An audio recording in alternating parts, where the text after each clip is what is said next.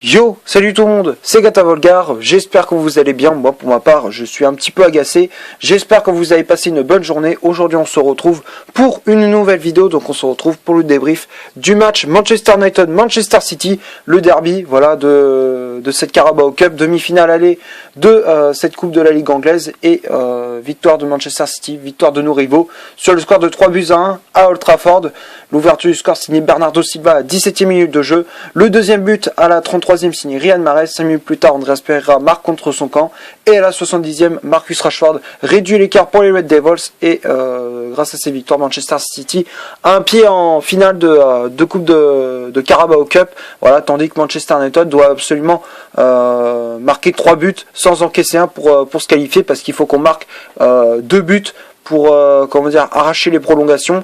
J'ai vu le règlement, donc il n'y a pas de but à l'extérieur et tout. C'est si on gagne le match 2-0 à l'Etihad, on arrache les prolongations, et si on gagne le match 3-0 sans encaisser un, si on s'encaisse pas de but bien évidemment, voilà, on est qualifié pour la finale, voilà. Mais je pense que avec le match que j'ai vu hier, je pense que la finale on est très très loin. Ah ouais, non mais franchement là c'était une première mi-temps mais dégueulasse. Hein. Là pour débriefer les 90 minutes, 45 premières minutes, dégueulasse. Match en bois, 45 minutes, mais catastrophique. J'avais l'impression de voir le Jamel Comedy Club, 11 comédiens sur le terrain. Voilà, j'ai vu des pitres, des clowns sur le terrain. C'est sans déconner, vous faites honneur. Normalement, quand tu portes le maillot Manchester, tu fais honneur. T'as un minimum de fierté. Là, j'ai vu aucun honneur, pas d'orgueil. Même quand on s'encaisse des buts, pas de réaction, pas d'agressivité, rien. Normalement, c'est quand tu prends un but, tu réagis. Même si je sais il y a 150 classes d'écart entre Manchester United et Manchester City, mais la moindre des choses, c'est de répondre dans les impacts physiques. Là, t'as rien montré. Alors que City, ils ont aligné l'équipe B, ils avaient même pas d'attaquant de pointe, ils avaient des ailiers, et c'était Bernardo Silva qui jouait en poste de numéro 9. Voilà, franchement, c'est un truc que je comprends pas. Voilà, c'est en plus tes choix, mais de Solskjaer dans l'11 de départ, mais c'est nul, c'est nul.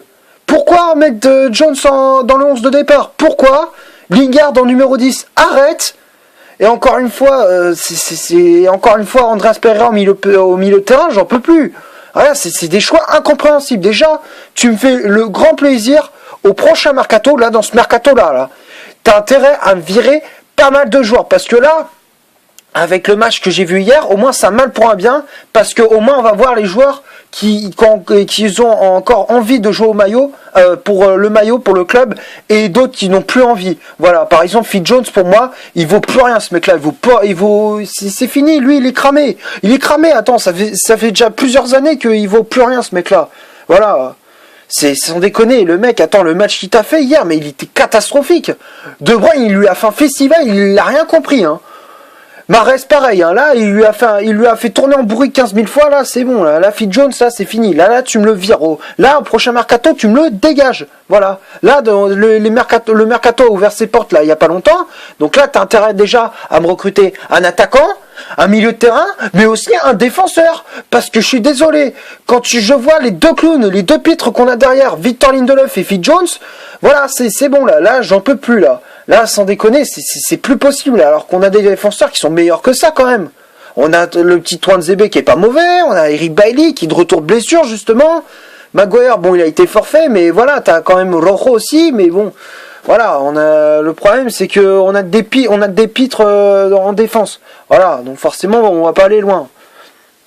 Ensuite, on s'encaisse ce premier but, voilà. 17 minutes de jeu, magnifique but de Bernardo Silva, sur ça, j'ai rien à dire. Mais quand tu regardes l'action défensivement, mais tu te demandes, mais qui c'est qui moule le maillot, qui va sur le porteur du ballon? Il y a personne. Fred, c'est un poteau sur l'action, c'était un poteau, tu le voyais, c'était un piquet. Il était planté comme un piquet sur le terrain, et voilà, Bernardo Silva, il passait tranquille. Jones à la ramasse, et Lindelof encore plus. Voilà. C'est franchement sur le premier but, le but t'as rien à dire, voilà, donc franchement très joli but de la part de Bernardo Silva. Voilà, deuxième but, voilà, encore une fois un festival de la part des joueurs de Manchester City, ils avaient le ballon, là, en 45 minutes ils ont plié le match. Voilà, 45 minutes, c'est bon, terminé, on a plié le match. Voilà. À la 33e, Mahrez double la mise. Voilà, il a eu sur une passe en profondeur de Kevin De Bruyne. Voilà, De Bruyne qui a fait un match extraordinaire. Rien à dire pour les joueurs de Manchester City, où ils ont fait le taf, contrairement à nous. Voilà, De Bruyne qui a lancé en profondeur, Mahrez qui a dribblé David De Gea. Là, ça fait désormais 2-0. Donc du coup, là, on se dit, on va se prendre, comme c'est parti, on va se prendre une fessée. 5 minutes plus tard, Andreas Pereira qui marque contre son camp, je suis putain, bah alors là, vraiment on a touché le fond. Hein. Et je te jure, quand je regardais le match, j'en pouvais plus. Je me suis dit putain, mais vivement la fin du match là. Là, qu'on arrête le match là maintenant, parce que là c'est bon là c'est une catastrophe, on n'arrive à rien, pas un pied devant l'autre. C'est bon, là, on a touché vraiment le fond, là. Là, déjà, les matchs contre Arsenal et contre Wolverhampton, c'était déjà des matchs assez merdiques. Mais là, on a vraiment touché le fond. Là, on a fait un match, mais vraiment merdique. 3-0 en 45 minutes chez toi, à Old Trafford. Ça faisait des années que c'était plus arrivé, ce genre de choses. 3-0 en une mi-temps. Voilà. Devant tes supporters, et c'est franchement ça respecte plus rien maintenant. Maintenant j'ai l'impression que les joueurs ils s'en battent les couilles du club. Là ils sont venus, c'est pour Club Med. Là ils sont creux au Club Med. Et là franchement Solskjaer, au lieu de se plaindre en conférence de presse, c'est qu'il ferme sa gueule en conférence de presse et avec ses joueurs il va les bouger un petit peu. Parce que c'est pas le tout de les gueuler dessus, mais il nous faut une réaction sur le terrain. Il faut de l'agressivité, il faut des bulldogs, des pitbulls sur le terrain. Là, on a vu des caniches sur le terrain. C'est sérieux, c'est pas des pitbulls qu'on a vu, c'est des caniches. Voilà. Des caniches effrayés, on a vu. C'était des chiens, c'était des chiens effrayés. Voilà. Ça me tue, ça. Voilà. Second mi-temps, et il te fait sortir un attaquant, Jesse Lingard, qui a été fantomatique en première mi-temps. Il te fait rentrer Matic, bon, c'est vrai qu'il y a eu du mieux. Voilà, après, bon, City, ils étaient pas loin de nous mettre encore un 4 ou un 5-0. Voilà, on aurait pu prendre ils auraient pu alourdir la marque. Voilà. Après, bon, il y a eu le sursaut d'orgueil. Voilà, le but de Rashford à la 70e. Voilà, frappe croisée qui vient battre Claudio Bravo. Ça fait 3-1, mais bon, voilà, Solskjaer, il a préféré dire à ses joueurs, même si on a marqué, hop, on va reculer, on va défendre à 11. Voilà, on va débétonner à l'arrière. Mec, attends, t'as 2 buts à remonter. Il te restait 20 minutes. T'as marqué le premier but. Pourquoi pas? Attends, tu pouvais revenir dans la partie. Voilà, t'avais un sursaut d'orgueil dans les 20 dernières minutes. T'avais l'occasion pourquoi pas, de marquer au moins un but en plus. Voilà, et comme ça, au match retour, t'avais qu'un but à rattraper. Non, toi, tu te dis, ouais, on va bétonner à l'arrière. Mais ça veut dire que tu crains cette équipe-là. Alors que tu les as battus il y a au mois de décembre. Début décembre, tu les avais battus. Voilà. Ça me tue. Voilà. Encore une fois, c'est des trucs que je comprends pas. Ensuite, il te fait sortir Daniel James, il te fait rentrer André Gomez. Pourquoi? Ça, c'est le truc que je comprends pas. Et ensuite, il te fait rentrer Anthony Martial à la place de Mason Greenwood. Voilà. Moi, il y a des choix, je ne comprends pas. Déjà, pourquoi, le 11 de départ, on va parler du 11 de départ, parce que le débrief des 90 minutes, c'est vite fait. Voilà. Donc la composition d'équipe 4-2-3-1, De Gea dans les buts, la charnière centrale que je veux plus voir jusqu'à la fin de la saison, je ne veux plus voir, plus jamais, c'est Victor Lindelof associé à Phil Jones, ça je ne veux plus voir. Les deux ils ont été catastrophiques, hein. L'un pareil que l'autre, hein. Là il n'y en a pas un pour relever l'autre. Voilà. Les latéraux, Wan-Bissaka à droite, Brandon Williams à gauche, Andreas Pereira et Fred devant la défense, Lingard en 10, Daniel James milieu latéral droit, Marcus Rashford milieu latéral gauche et capitaine de cette équipe de Manchester, et Mason Greenwood en pointe. Voilà. Alors déjà, moi ce que j'aurais fait dans le 11 de départ, c'est très simple. Voilà, donc Victor Lindelof, et à la limite j'aurais peut-être gardé, mais Phil Jones, tu me le dégages, parce que lui il a été encore plus catastrophique que Victor Lindelof. Voilà. Moi je t'aurais mis Eric Bailly, voilà, à la place de Phil Jones, parce que pour moi il était encore hâte. Voilà, je comprends même pas pourquoi il l'a pas mis dans la feuille de match. Ensuite, bon, les latéraux, je les garde parce que Brandon Williams, bon, je vais pas l'enfoncer parce qu'il a fait ce qu'il a plu. Voilà, bon, contre Wolverhampton, c'est vrai que j'étais un petit peu dur avec lui, mais voilà, il a quand même été, il a fait ce qu'il a plu aussi, voilà. Wan-Bissaka, pareil, c'est vrai que j'étais un peu dur avec lui, mais il a fait ce qu'il a plu aussi. Voilà. Ensuite, le milieu de terrain, personnellement, j'aurais mis Matic à la place d'Andreas Pereira, voilà, donc je l'aurais associé à Fred, et j'aurais mis, Andreas Pereira en 10, et ensuite j'aurais mis, Andreas Pereira en 10, Daniel James à droite, Marcus Rashford à gauche et Anthony Martial en pointe, parce que moi je comprends même pas pourquoi il a mis Mason Greenwood en pointe.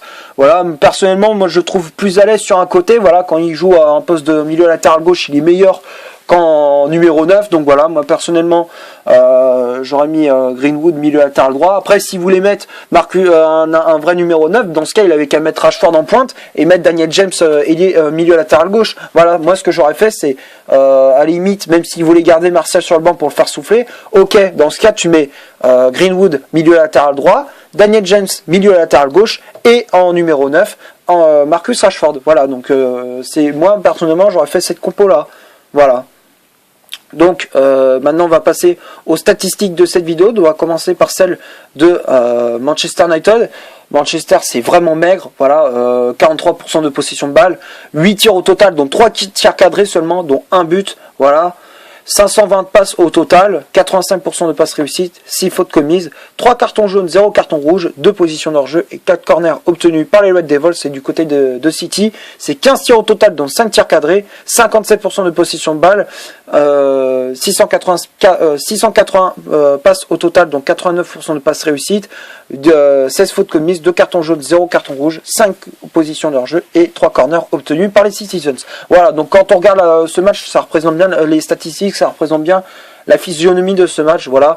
En plus, quand on voyait Manchester City, quand ils avaient en première mi-temps, ils avaient la maîtrise du match. Voilà, la maîtrise de la première mi-temps. Tu voyais ça jouait bien. Ça combinait bien. T'avais la passe à 10, l'agressivité, chose que nous on n'a pas. Nous on est trop brouillon. C'est de la bouillasse qu'on fait. Nous notre jeu c'est de la bouillasse. Voilà, nous c'est de la merde ce qu'on fait. Alors que eux c'est propre, c'est propre, c'est précis, il y a toujours de la tension dans les passes, il y a toujours ils sont toujours attentifs lorsqu'il y a un danger. Voilà. Nous on s'est chié dessus, on a reculé. Voilà, au lieu de faire un pressing haut, personnellement, j'aurais préféré qu'on fasse un pressing. Voilà, tu voyais, il n'y avait pas de pressing, pas d'agressivité lorsqu'ils avaient le ballon. Pas normalement tu dois mettre de l'impact physique. Là t'en as pas mis, t'as rien mis du tout, tu t'es chié dessus. Voilà, tu t'es chié dessus. Voilà, il y a pas d'autre mot. Tu avais peur de cette équipe là, t'étais peureux. Voilà. Les tops et les flops, bon, je vais pas enfoncer Brandon Williams parce que bon, c'est quand même lui qui s'est bougé un peu plus le cul avec Wan-Bissaka, donc pour moi, j'y mets dans le top. Derrea, bon, pour moi, c'est flop total parce que pour moi, il a un temps encore une fois catastrophique. Voilà, David Derrea, même si en seconde mi-temps, il a fait 2-3 parades. Personnellement, comme je disais, j'aurais préféré un Sergio Romero. D'ailleurs, je sais même pas pourquoi il met pas Romero dans les buts. Voilà, alors que même s'il avait joué il y a 3 jours, en attendant, moi j'ai trouvé qu'il avait fait un super match contre Wolverhampton. D'ailleurs, c'est d'une part grâce à lui qu'on a conservé le 0-0. Donc voilà, moi personnellement, j'aurais préféré mettre Romero dans les buts. Voilà, donc Romero, il aurait pu faire, je pense qu'il aurait limité la casse. Voilà. Donc voilà, moi j'aurais préféré un Romero qu'un Derrea. Donc Derrea pour moi je mets dans le flop. L'achat central Lindelof, Maguire pardon, mais Lindelof Jones, je ne veux plus l'avoir. Donc pour moi c'est le flop total. Voilà. Le milieu de terrain Andreas Pereira, Fred, il a pris totalement l'eau aussi. Donc les deux je les mets dans le flop. Jesse Lingard fantomatique aussi, le flop total. Daniel James et Marcus Rashford, à la limite c'était les seuls qui se bougeaient un peu plus le cul aussi. Voilà, donc Daniel James et Marcus Rashford, c'est eux qui essayaient de sonner la révolte du côté de Manchester United avec Mason Greenwood, mais bon, ils ont fait ce qu'ils ont pu. Voilà, en plus de cela, t'avais les 3 quarts de l'équipe, ils faisaient quasiment de la merde. Voilà. Donc voilà, donc du coup ils ont fait ce qu'ils ont pu. Donc voilà, et après les remplaçants Martial, Gomez et Matic. Matic à la limite, il a redressé un petit peu le jeu de Manchester United, donc pour moi je le mets dans le top. André Gomez, bon, voilà, j'ai pas trouvé extraordinaire André Gomez, donc pour moi je le mettrais dans le flop. Et Anthony Martial, bon, il a apporté un peu plus de peps à l'attaque, il a fait ce qu'il a plu, voilà, lui aussi. Même si on savait déjà que le match était quasi plié, voilà, le match était plié. Donc voilà, alors du coup les flops durant cette rencontre sont pour moi Derrea, Lindelof, Jones, Fred, Lingard et Andreas Pereira. Voilà, et le prochain match, le match retour, pour préciser cette demi-finale de Carabao Cup, le match retour sera à l'Etihad Stadium et ce sera le 29 janvier. Et pour moi, je pense qu'on se qualifierait, et on va pas se qualifier parce que avec le match que j'ai vu hier, Voilà, pour moi, il y a aucun espoir pour qu'on se qualifie pour la finale de Carabao Cup. Parce que si on fait la même prestation qu'on fait au match retour, je pense qu'on va se faire casser le cul, on va se faire humilier. Voilà. Bon, c'est tout ce que j'avais à dire pour ce Manchester United, Manchester City. Voilà, j'espère que la vidéo vous aura tout de même plu. Si c'est le cas, vous laissez un énorme like. Tu cliques ici pour t'abonner pour rien de rater de mes vidéos. Tu cliques ici pour avoir une autre si tu le souhaites. Et moi, je te dis à la prochaine pour une prochaine vidéo. Ciao!